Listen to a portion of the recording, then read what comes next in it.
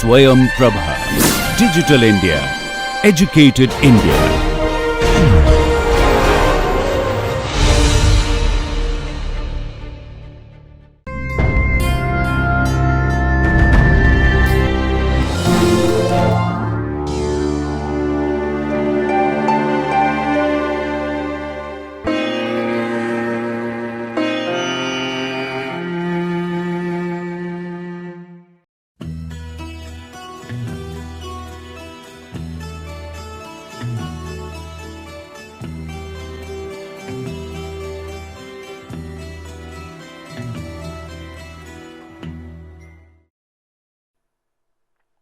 Hello.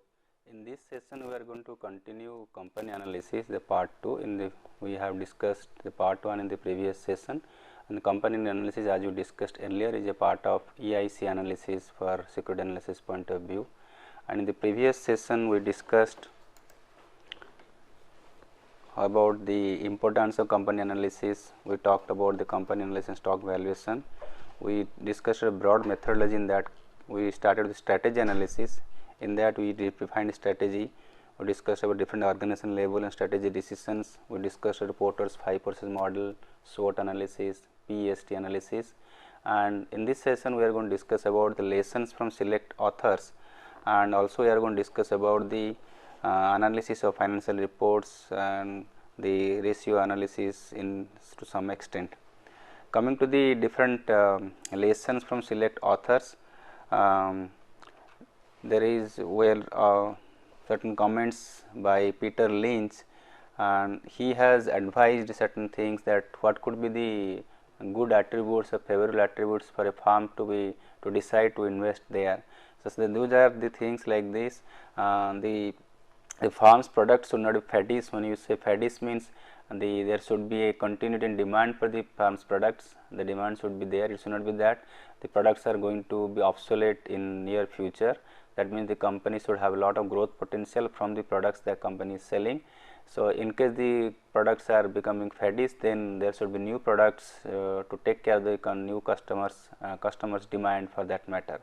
Second thing that the author talks about is the firm should have some long run competitive advantage over its rivals. It should not be like that there is certain advantage like in terms of maybe in price front or something like that. Maybe the company is producing and selling at a very low cost and low price also, and that could be advantage for some period of time. That should not be the case only. The company should have certain long term advantage. Maybe company should be the best in technology.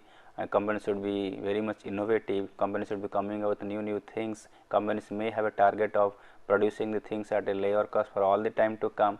So, there could be certain company may have some technological tie-ups.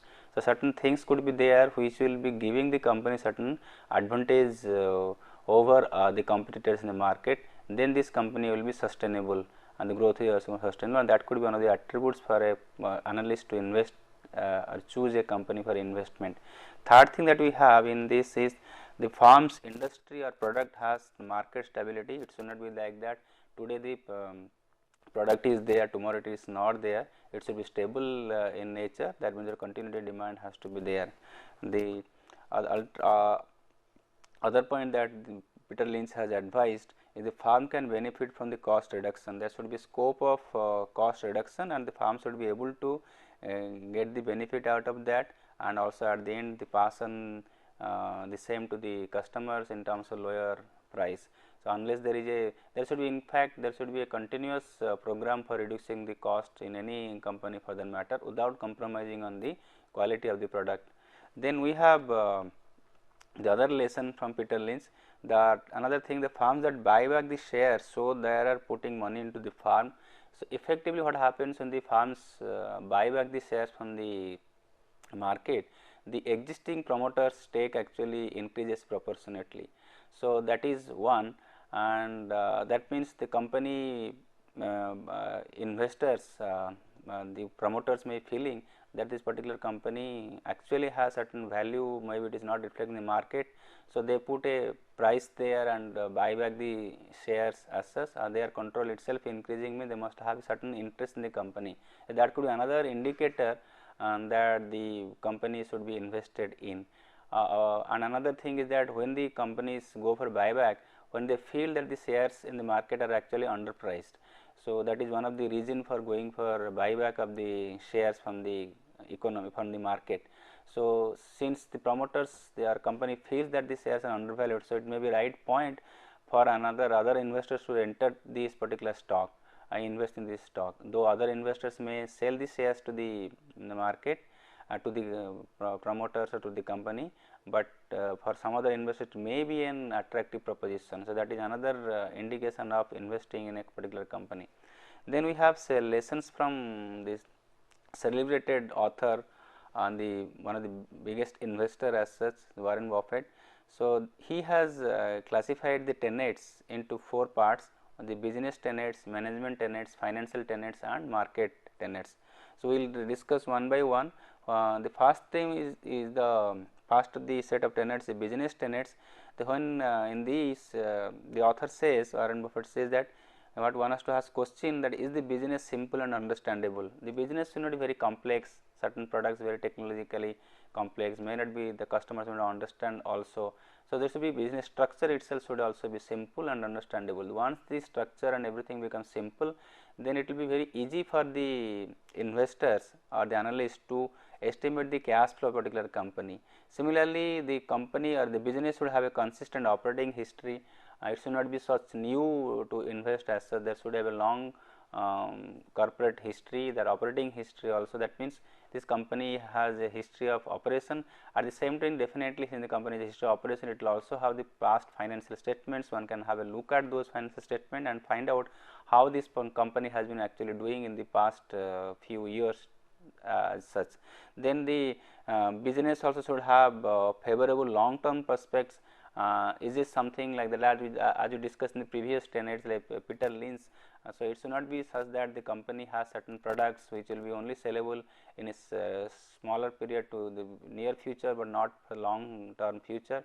The company should have that capacity to grow and to produce and sell, provide services for a long period of time come. So, that means, to ensure that the long term for product performance or service performance is there, the company should have the adequate capability and ability to do that also. So, maybe in terms of assets, technology, tie-ups or R&D efforts, all those things have to be there to ensure that the company has a favorable long term prospect. Then the next thing that is the author has suggested, the management tenet. It says talks about is the management rational. When you say management rational, we should go for the best investment decision, and what is best investment decision is that one should only go for value creating investment opportunity. When you say value creating opportunities, we mean that very simple, that the company should be investing in a project which has a rate of return expected should be more than the cost of capital. So, this is a rate of return R, and this is our cost of capital. On cost of capital is nothing but the expectation of the investors from the company. So, company should be putting money more than in a particular project which should offer a return or expected to earn a return more than what the investors expect out of this company when they finance the company as such. So, in fact, if R is equal to K, then the investors required return is maintained actually, but it is always better that R should be more than K. So, if there are multiple projects to invest, in that case the company should go for that project where this particular spread is higher. That means, R should be as much more than K as such. So, that is called the rational investment decision making, and whenever R is more than K in our capital investment decision making, we use a tool called net present value or NPV. So, in case of NPV, we see that NPV is going to positive, then we go for the particular project, and NPV project is positive only when the R is more than K. So, that is one of the rational expected rational behavior of managers in a particular company.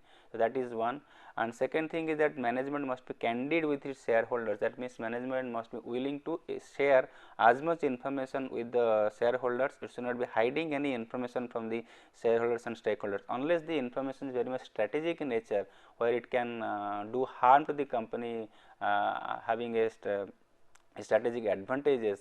Certain secrets may not be shared, as unless that is the case, otherwise the information should be shared. In fact, information asymmetry should be the least as the market expects as such. Should not be that somebody has an advantage of as far as the information of the company is also concerned. So, in any case, the company's management should be willing to share as much information with the prospective or existing shareholders. The next part of tenets is called financial tenets. In financial tenets, the author has advised that one should focus on return on equity, but not earnings per share, because earnings per share itself can have different meaning, in the way that earnings per share itself may not be comparable.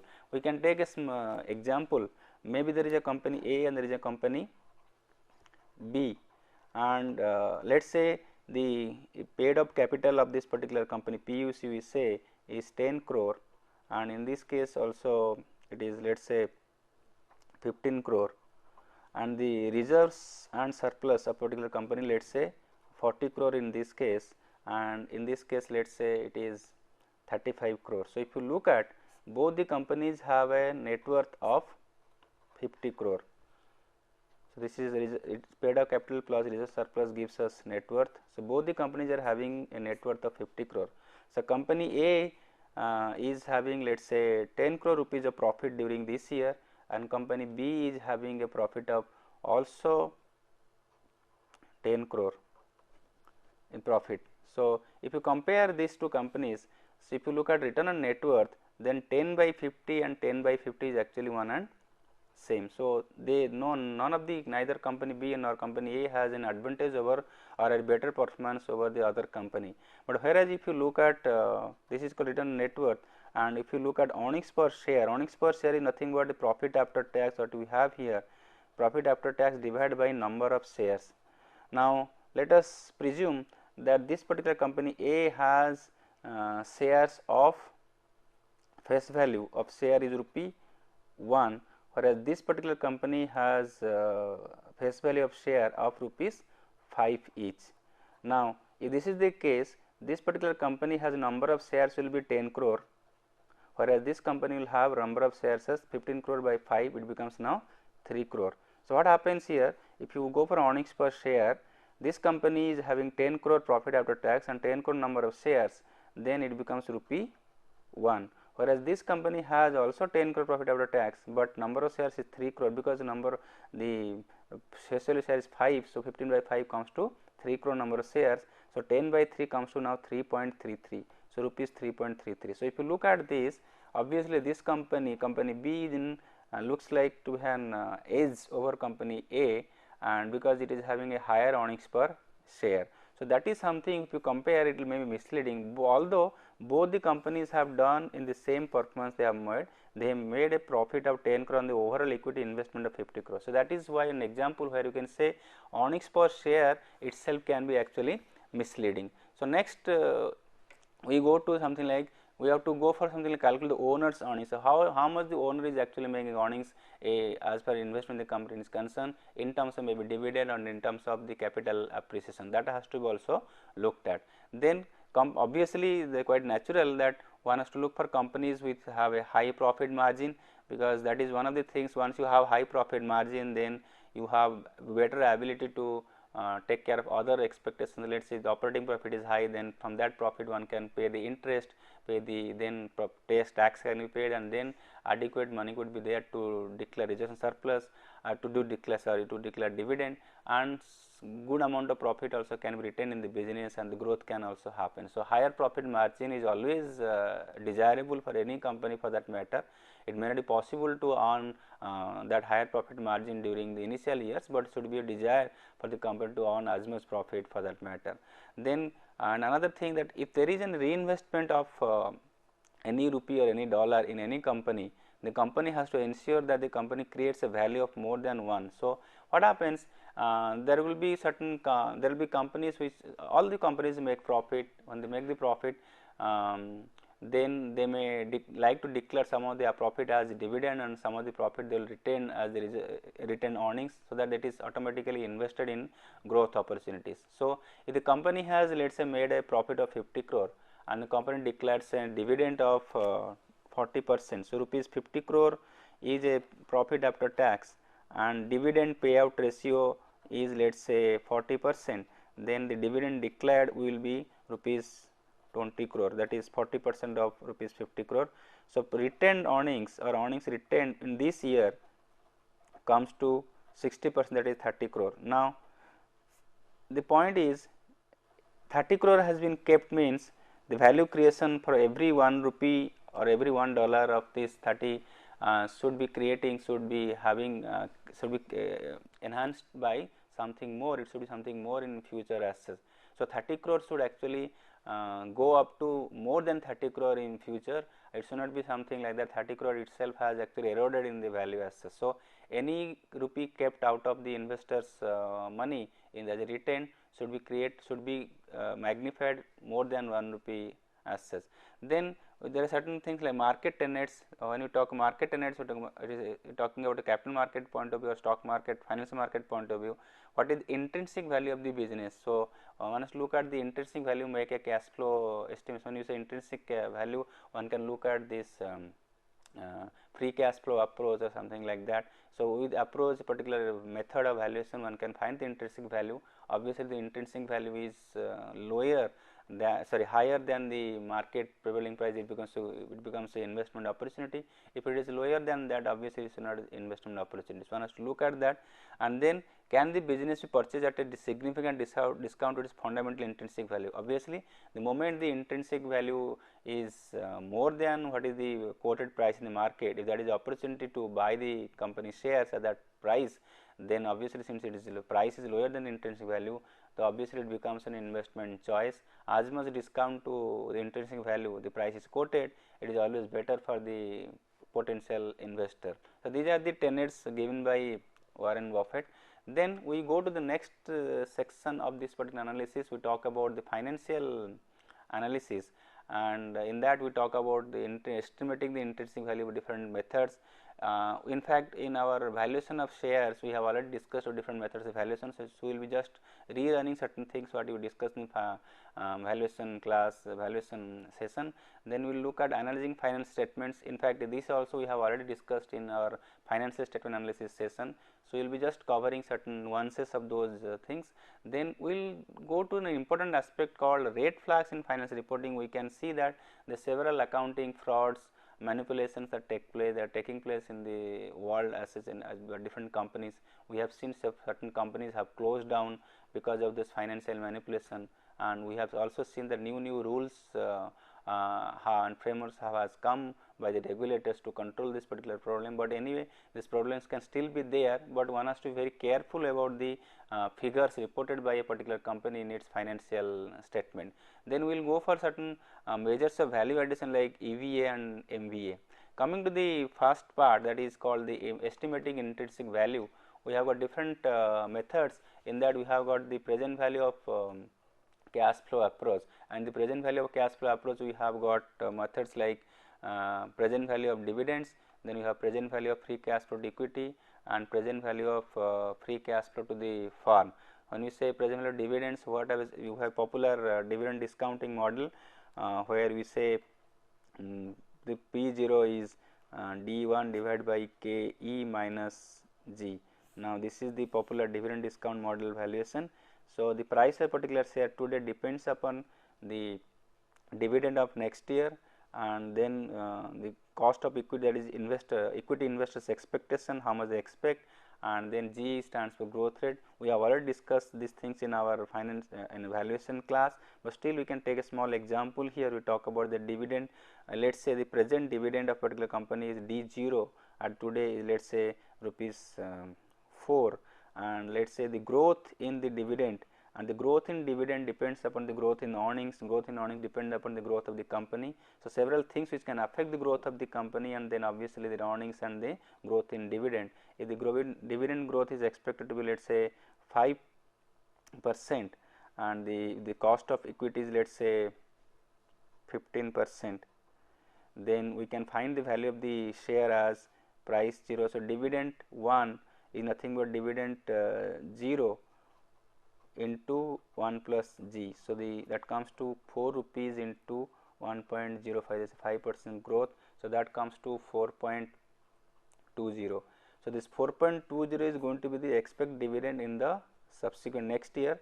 So, that is 4.20 D1 divided by KE is 0.15 minus 0.05.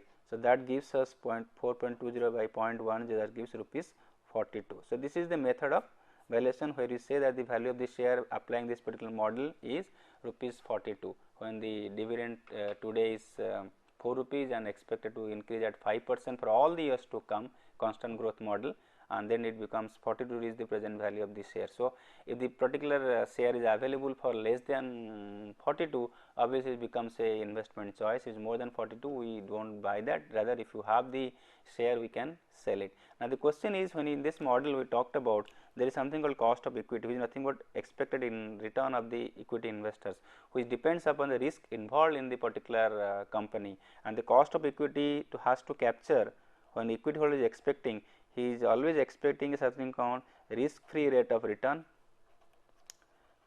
plus any risk premium, some risk premium for the risk involved, because equity investment is risky investment, and there is this particular risk premium can be taken care with the help of beta, that is as per CAPM, capital method applying CAPM and applying beta, one can find the risk premium. So, what happens here, the cost of equity can be we have the formula CAPM, like CF is RF plus beta into RM minus RF. So, beta is taking care of the risk, and the higher is the beta, higher the risk, and higher the risk means higher the reward for the investor as such. So, this in a way it is taking care of the risk as such. So, risk free, that is like the government bond, treasury bill, there is some investment where you get minimum rate of return without any risk involved, you are assured of that particular return. Second, that what you have is the risk premium, and so risk premium plus risk return, that is the investors expected return. So, this risk premium obviously depends upon the company's risk. If the company is in more risky business, obviously the beta can be reflecting that particular aspect as such. So, this is the way one can apply, and then the next method that we have is the present value of free cash flow to equity. So, in this case, instead of using dividend as the factor, we use something called free cash flow to the equity. When you say free cash flow to equity, it is very simple to find out. It's like we have profit after tax, and this is the profit earned by a particular company during a year, and how much of this profit is in terms of we have is available freely for the investor in terms of cash. One thing is that before finding the profit after tax, the depreciation was already deducted, because depreciation is something where tax deductible expense. Once you deduct depreciation, you can, your profit becomes lower and you will end up paying lesser tax, but depreciation does not involve only cash flow. So, we add back the depreciation.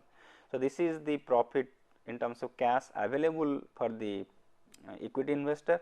Then from that there will be an expansion requirement. So, there could be capex or invest in fixed assets, then there could be some working capital investment, net working capital investment. So, whatever the change in working capital is, as a delta net working capital, that could be there. Then the company may go for some additional borrowing, because that will also be available for investment or whatever, and then the company could also go for something like repayment of loans. So, having all those things together, that gives us the free cash flow to equity.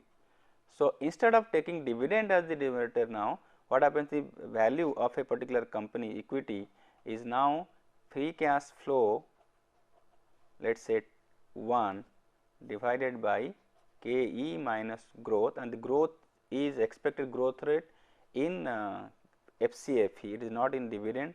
So, whatever. So, this is a model.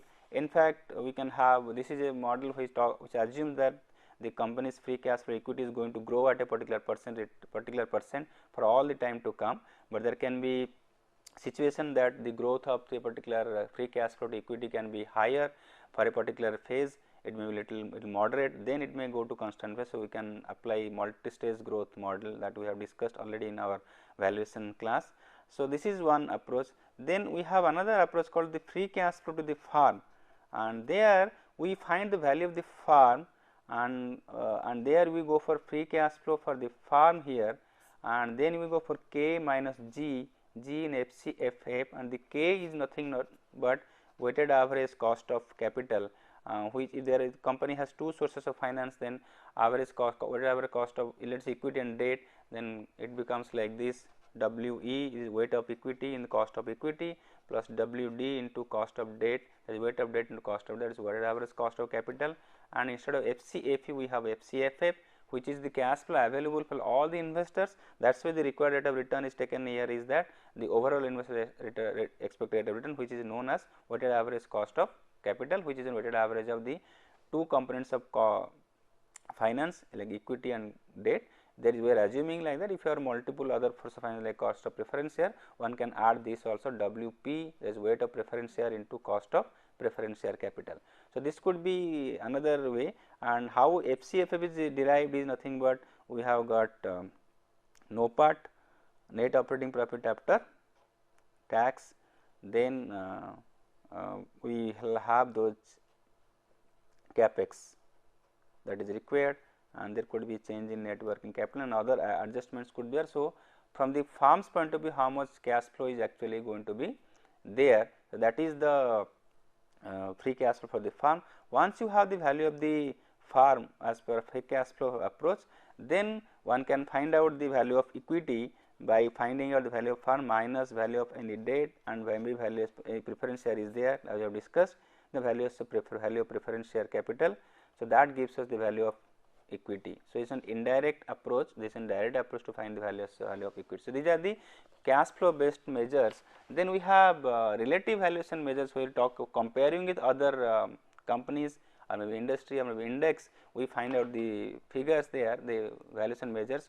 We have got something like price earning ratio, the price to earnings per share, then we have got price to cash flow, then we have price to book value, then price to sales ratio. What happens in this case? One will look at the price earning ratio. Let us say, if we take an example, then we will find out the price earning ratio of different companies in that sector or maybe in the part of index, and comparing that we will find an average. And if your target companies is the company that you are analyze, the price earning ratio is lower than that, then obviously it becomes a better investment opportunity. So, lower P ratio compared to the benchmark P ratio is an investment opportunity to buy, and similarly the higher P ratio compared to the benchmark P ratio becomes an indication to sell as such.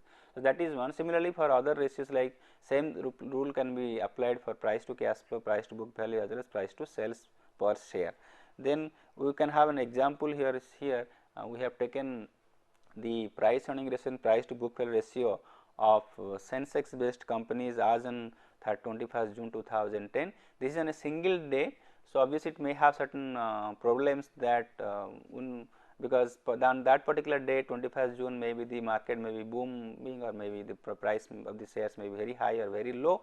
So, it is better will be that take the average share price and divide on earnings per share or book value per share. But in this kind of, for an example, we have taken this, and we see here the price earning ratio of different companies like 10.31 ACC, like that 45.46 for Tata Power Company, and we have got the average of 27.34 and median is 25.11, 4.72, 3.53 is price to book value ratio.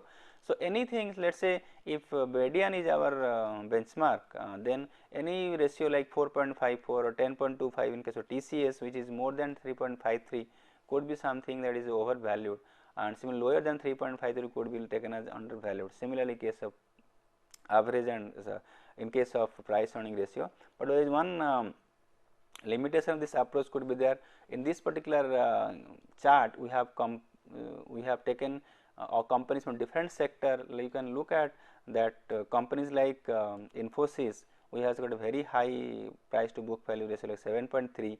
Similarly, TCS has a 10.26.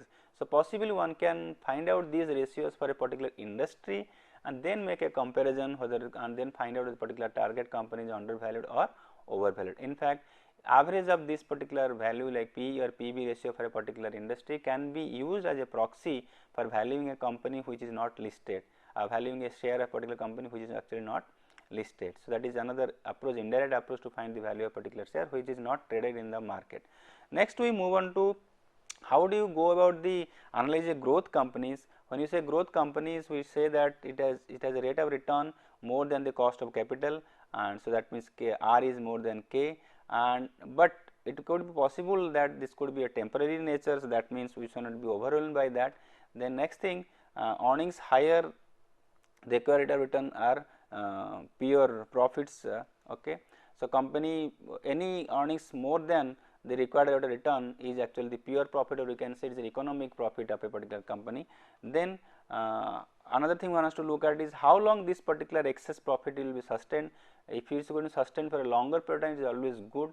It is sustained for a very limited period of, that means it may not be actually a growth company, it may be for a certain period is showing a growth, but ultimately may come to stabilization phase very quickly. So, that also has to look at. Then another thing is that we will look at is the stock what you have valued is properly valued or not. If you are properly not valued, then you go for alternative methods and then find out, and obviously the intrinsic value is more than the present market price, then it is an investment opportunity. Then we have certain companies which may also have negative growth, one has to be little careful about that. What happens in case certain companies in the early stages of growth, the company retain all the earnings, but reinvestment return may not be that high, it may actually be lesser than the cost of capital. In that case, the growth could be actually negative, or growth could be very much minimal as such. Okay.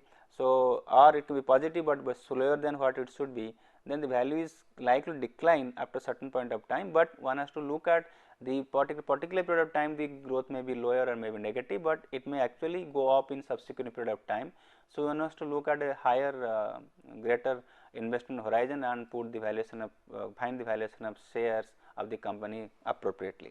Then before after doing all this valuation, as we discussed in the PE ratio and PB ratio, we talk about, we want to look at in the industry which are the companies which are good or bad, and so we can compare two firms in the same industry is always better instead of comparing two firms in different industry.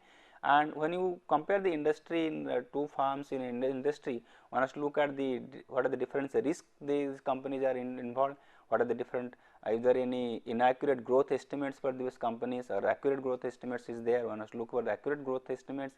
Then there could be stock with a low P relative to its growth rate, which is actually taken as undervalued. So, actually company is have got higher growth opportunities, but the P ratio does not reflect that. So, one can go for price earnings to growth there and the P is a ratio and find out, and that could be indicated that it is undervalued. Similarly, stock having a high P, but low growth ratio could actually be overvalued. So, like that applying these certain measures we can compare different companies in a particular industry. Then we go to the next part of our financial analysis called historical financial analysis, where you discuss where you consider the financial statements prepared by the companies from year to year and present in terms of annual report, or they declare on quarterly results also. So, looking at those figures, what are the things that we can find out, and then also we look at what are different frauds, different accounting manipulations is possible, and what will be the mechanism for the analyst to look for those manipulations. If there is any problem in the financial statement, financial reports, we will look at will have a look at that. So, the first thing that we have is in historical financial analysis, one is called normalization and adjustments for accounting figures. What happens, certain accounting policies are there which are allowed to be different for different companies. Company can choose the different between different methods of valuation, different methods like inventory valuation, different method depreciation. So, certain subjectivity could be there in preparation financial statements. So, if which is allowed is not illegal as such, which is allowed by this system. So, if that is the case, if we find out, it is better that we normalize them and then we make them comparable. Another thing we can see that certain companies may extend their financial reporting period maybe by 6 months. So, they may be preparing a report for 18 months, whereas the other companies, comparable companies could be preparing reports, reports or figures will be there for 12 months. So, obviously, this 18 months financial statement that you have has to be now recast in terms of 12 months, then it becomes actually comparable. So, this normalization has to be done before we go for financial analysis, because on its own analyzing financial statement could be there, but any figure that we find out by analyzing a financial statement has to be compared with the corresponding figure of the industry or some other peer group company. So, for that one has to do the normalization of financial statements.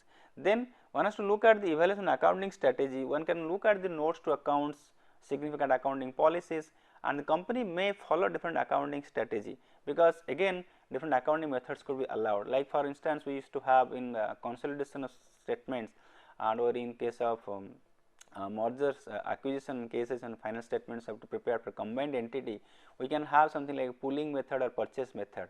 and both the methods may be advantageous for under different circumstances. So, that could be an accounting strategy of the particular company, and then company may intend to show good profit or good asset, whatever that, some good financial parameters, it may choose one of them, but in fact the things have become little stringent. So, company may not have that much leeway in choosing the accounting methods, but there could be certain scope for the companies to choose for accounting strategy. So, one has to look at those things which will be disclosed more in footnotes and accounting, the disclosures or accounting policies, than in the financial figures that in terms of that is available in finance statements like balance sheet, income statement or cash flow statement. Then one has to look at, as you discussed, one has to look at the review of accounting policies and notes to accounts, because accounting policies in terms of like revenue recognition, expense recognition, or how to treat out contingent liability, all those things can differ from company to company in a particular industry also. So, one has to look at if they are having a certain accounting policy which is totally away from what is the industry practice as such. In that case, the one has to be very careful about interpreting the financial results of such company. Then one has to also look at how much disclosure this company is making, what is adequate, are they making adequate disclosure, the companies go to the extent of disclosing risk, the management, any contingent liabilities there, any problems with the company for that matter, any governance problem, what is the governance structure for that matter, any environmental law that they have following or not. All those things certain companies go for mandated disclosure because the regulation provide ask for that. Another thing is that companies always go for voluntary disclosure.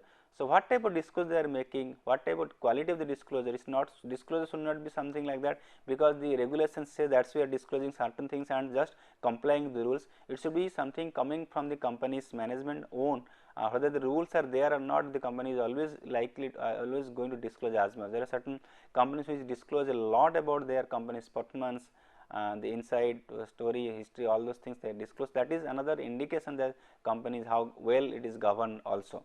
So, we can look at the a sample annual report here is Infosys, and as you discussed we can here we have certain the final statement of this company, and where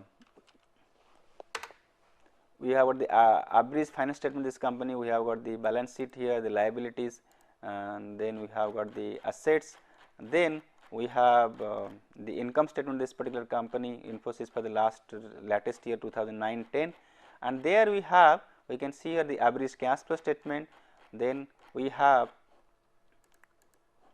the notes to the average, what are the different notes they are following, the company overview, then they are talking about notes on accounts or different accounting rules they are following, they are talking about related party transactions, they are talking about quantity details, then we have the capital commitment, the contingent liability. Contingent liability is something which is not reflected in the balance sheet as a part of liability, but is taken as a footnote, because this liability can happen depending upon certain things happening, or that it can occur when certain things happening or not happening. So, that is the contingent liability, and similarly the company has got the consolidated statement also,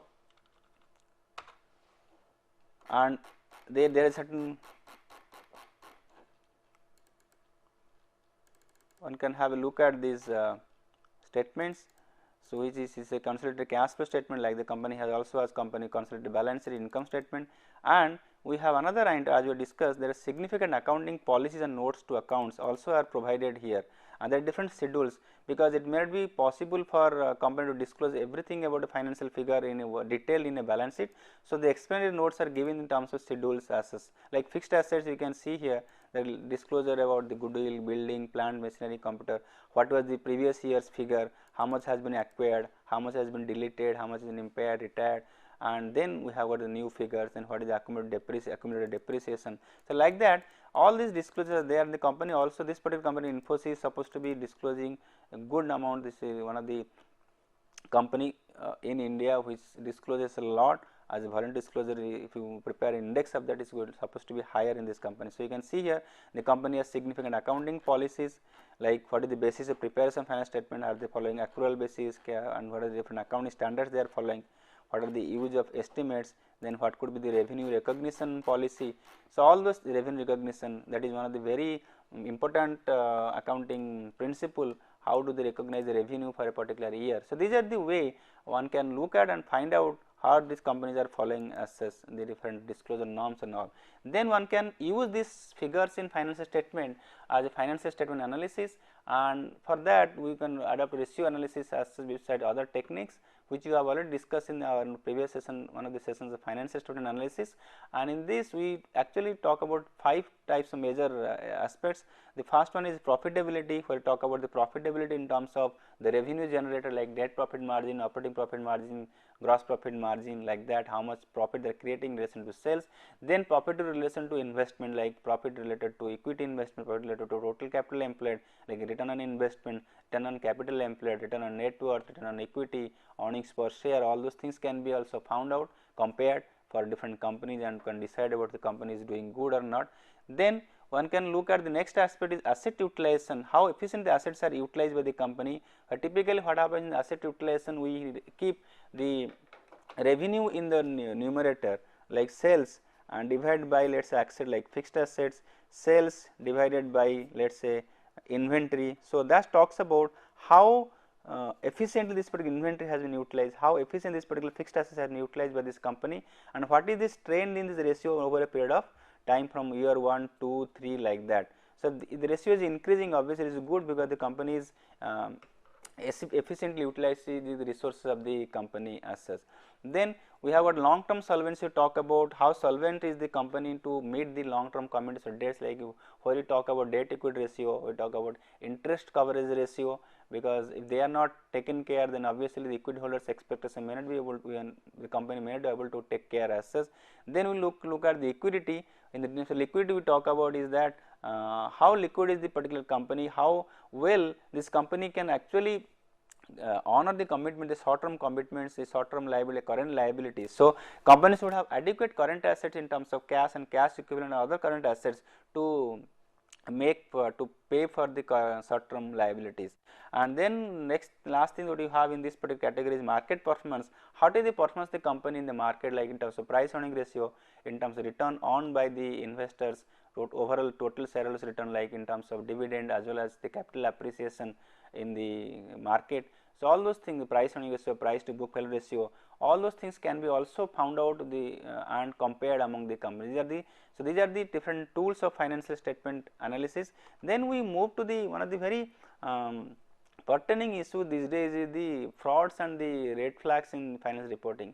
The companies, we have seen different companies have manipulated their financial statement, reported in different manner, they have not followed the accounting norms, or they have followed in such a manner that we are not able to catch the mistake they have done, deliberately they have forged the financial statements.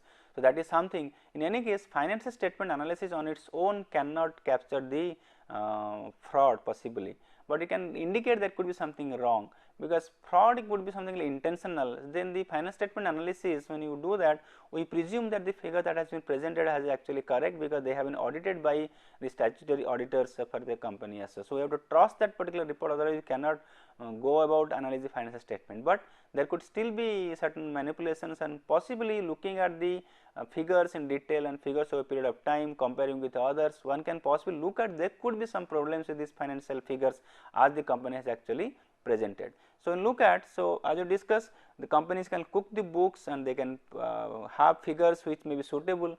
Companies do show profit where they make actually higher profit, and actually they may be making losses or lower profit. Certain times the companies also like to show losses to take advantage of tax shield or something like that, and maybe certain concession they may demand, expect from the government or the system.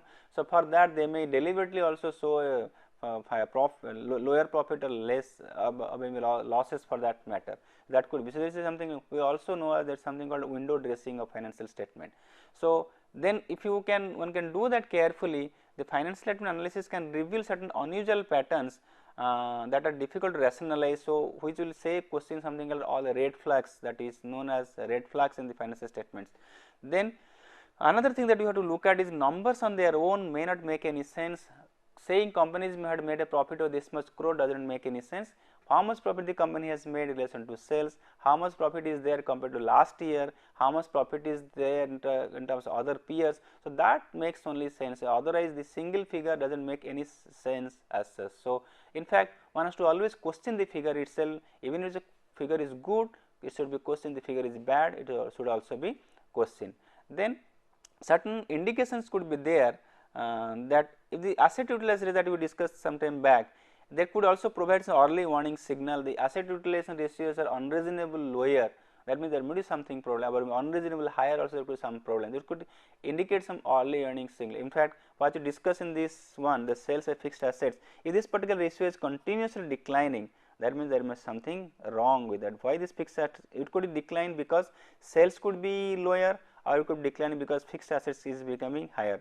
The companies goes for expansion and invest in fixed assets without commensurate increase in the revenue, that means it is a bad sign for the company. Obviously immediately with the acquisition of fixed asset, revenue may not increase, but once the fixed assets has been invested in, we will expect at least in 1 year 2 years to come that sales has to take commensurate with the whatever increase in investment in fixed assets is actually there.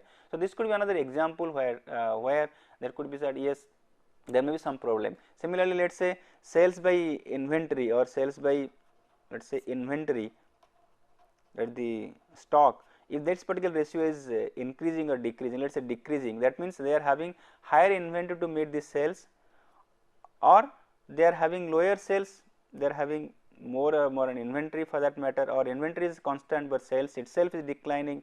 So that could be, that means that company is not able to realize or convert this inventory into sales with quick succession of time as such. Then there could be certain unreasonable unexplained changes could be there, there may be some accounting changes, they might have changed the inventory valuation policy all of a sudden, they might have changed the depreciation method and all of a sudden without giving a substantial reason for that, because there are certain methods allowed by the companies to adopt and the company might have changed that.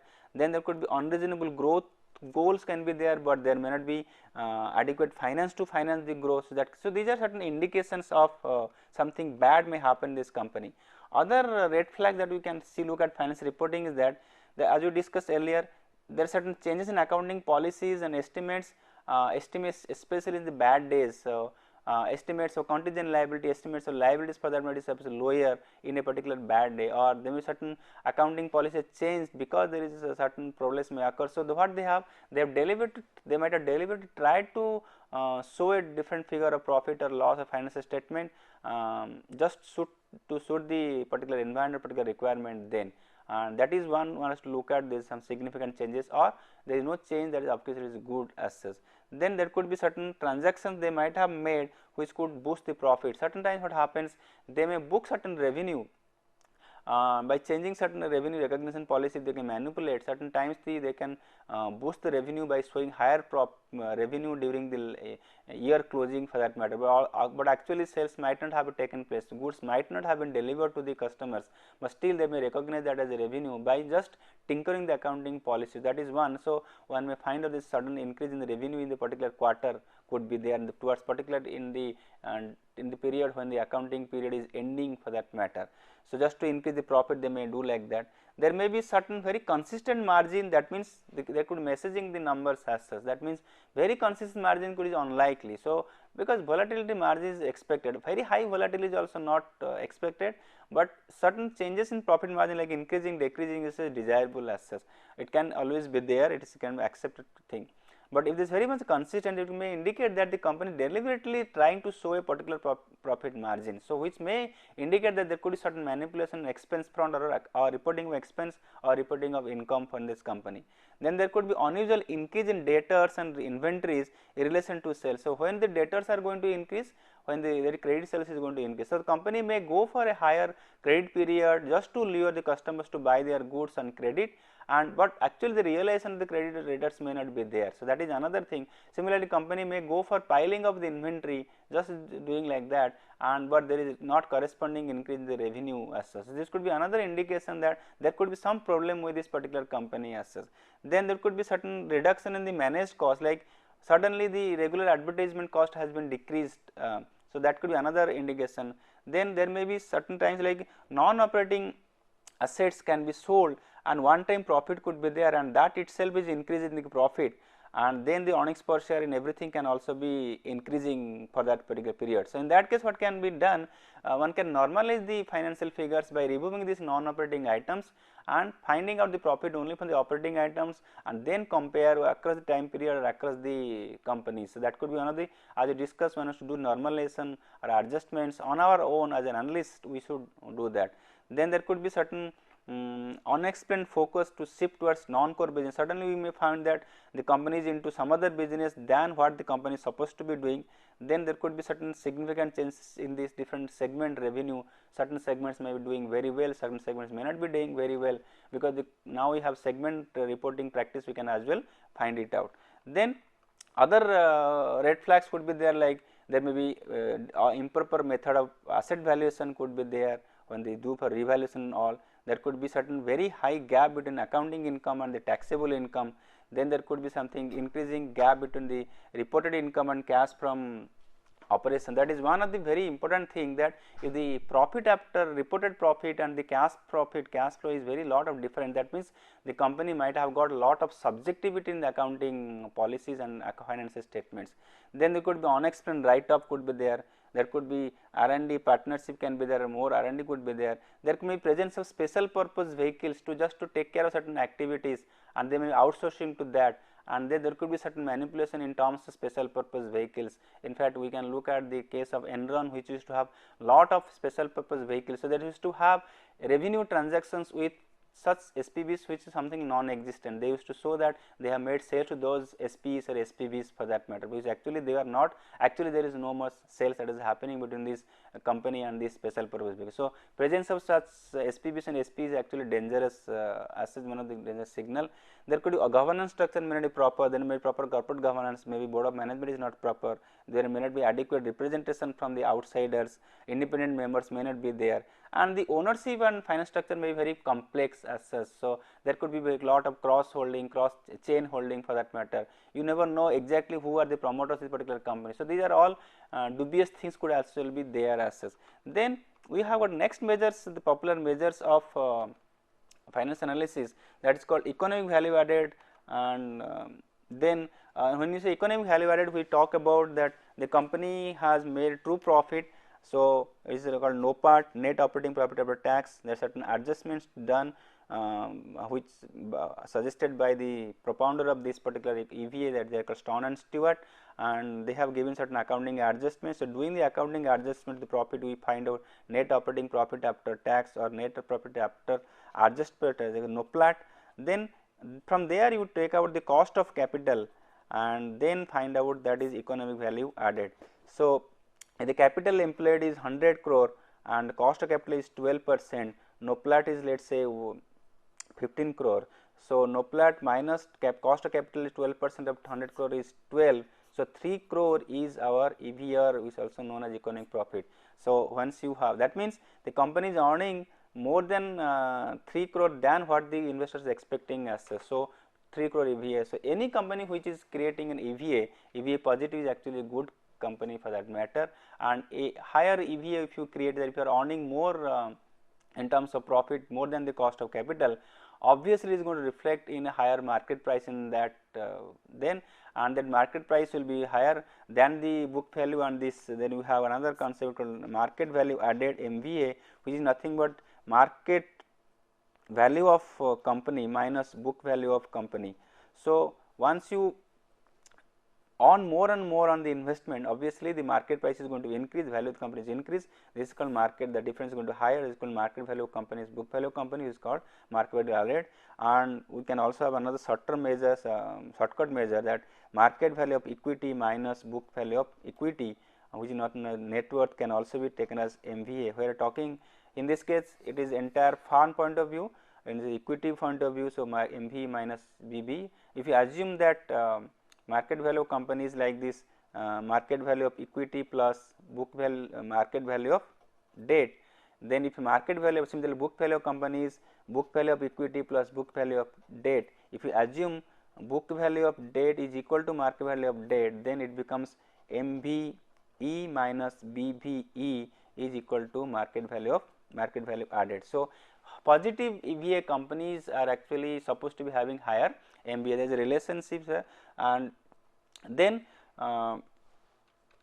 we have alternative measure also we have in case of cost EVA measurement, where you talk about return on rate of return minus cost of capital. As we discussed in the previous example, 15% is the rate of return and cost of capital is let us say 12%. So, 3% in percentage term is the EVA creation.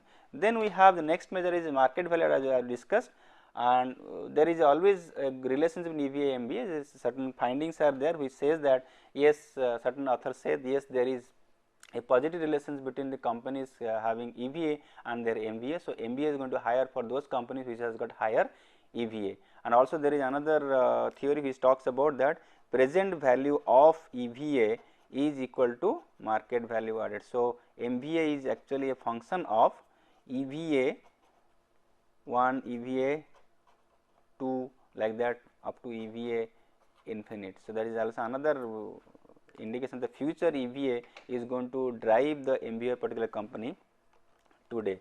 Then other thing that we want us to look at in case of company analysis is that one should try to visit the companies, seek as much information, ask as many questions to the management which are actually may not be comfortable for the management to answer, but that should be there, site visits has to be there. So, like that one can look at the companies and find out different aspects of the particular company. And then another thing that one has to look at is the case of stock valuation, because there are different companies across the world. So, one has to look at the global company and stock analysis can be looked at, where you say that certain things one has to consider is the data available to different companies from different countries. The companies may have different accounting conventions, one has to make one may have to make some accounting adjustments, certain accounting normalization could be there. There could be certain currency differences also, and the figures may report in different currency, then has to adjustments to there. The company may have got different, the countries may have different political risk also. The transaction cost can also be there, that if you are investing in another company in another country, there could be certain transaction cost involved there, and brokerage cost can also be there and can participate or not, that also has to be looked at. So, all those things are looked at, and there could be certain valuation differences there also, because the country specific accounting policies could be different. So, these are the things one has to look at as far as the analysis of companies in different countries are concerned.